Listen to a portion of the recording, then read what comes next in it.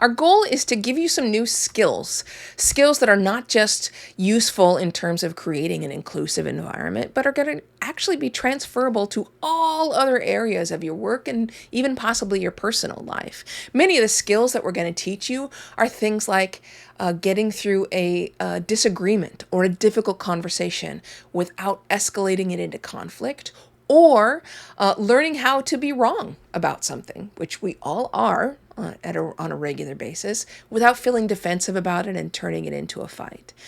These skills are based on what works to make a work environment inclusive for everybody, what works to make people feel comfortable when they're at work, or at least if they don't feel comfortable, it's not because of their identity.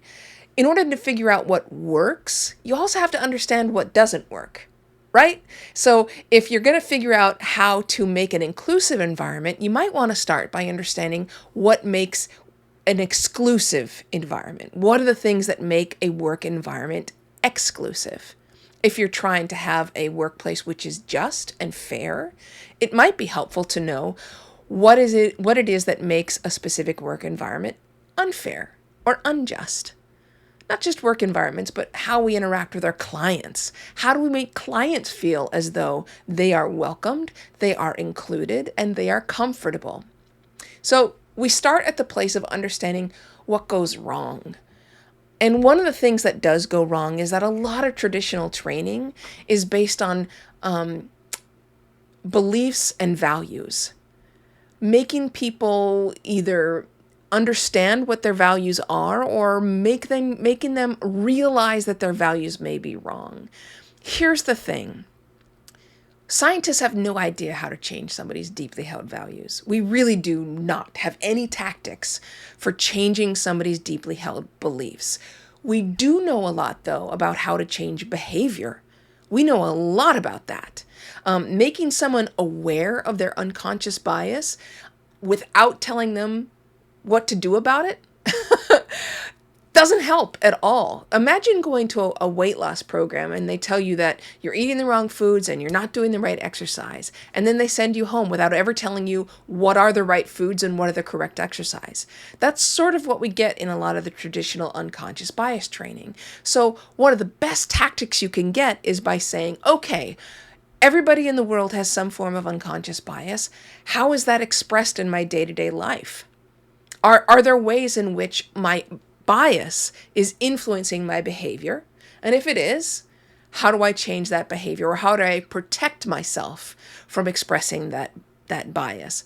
Another thing that we need to understand is that we aren't teaching the new skills in most of our unconscious bias training that we really need. And this is kind of expanding on what we were talking about earlier. In other words, if you're telling people that there's certain things you can't say within a work environment, and if you do say those things, it's going to cause a conflict, or it could be an HR complaint. And it's the same thing with clients. What you do or don't say should be within this certain realm of accepted behavior. We take it another step further and say, okay, so what should you say? And if you do say the wrong thing, how do you apologize? How do you get past that without being causing a conflict, causing a disagreement? The other thing is that unconscious bias training, as most of us know it, that's those once a year, usually video-based training that comes with a multiple choice quiz at the end of it, it often backfires. And the reason for that is that force-feeding diversity to people often makes them angry. People don't like it. And there's some hard truths here. For example, human beings, Homo sapiens, our species, doesn't particularly enjoy diversity. That's the truth. We prefer to be around people who are like us, who have similar backgrounds and similar histories, who have similar touch points, like have seen the same movies, like the same music. That's what we really enjoy. But the truth is, diversity of opinion and people who have different backgrounds, different perspectives, even though we may not enjoy it, it makes us better. So diversity training that doesn't, teach us the truth that this is not about liking people, it's about becoming better people. It's about embracing perspectives because it makes us better and it's part of a growth mindset. So embrace that truth. And the next thing is, how do you do that? How do you become the type of team player who can help a client, reach out to them, get them exactly what they need, whether we like them or not, whether we approve of their preferences or not? And the same thing is true with our colleagues and our coworkers as well. We can argue for hours about whether it is a healthy response to be angry or resentful about diversity training. That's a different conversation.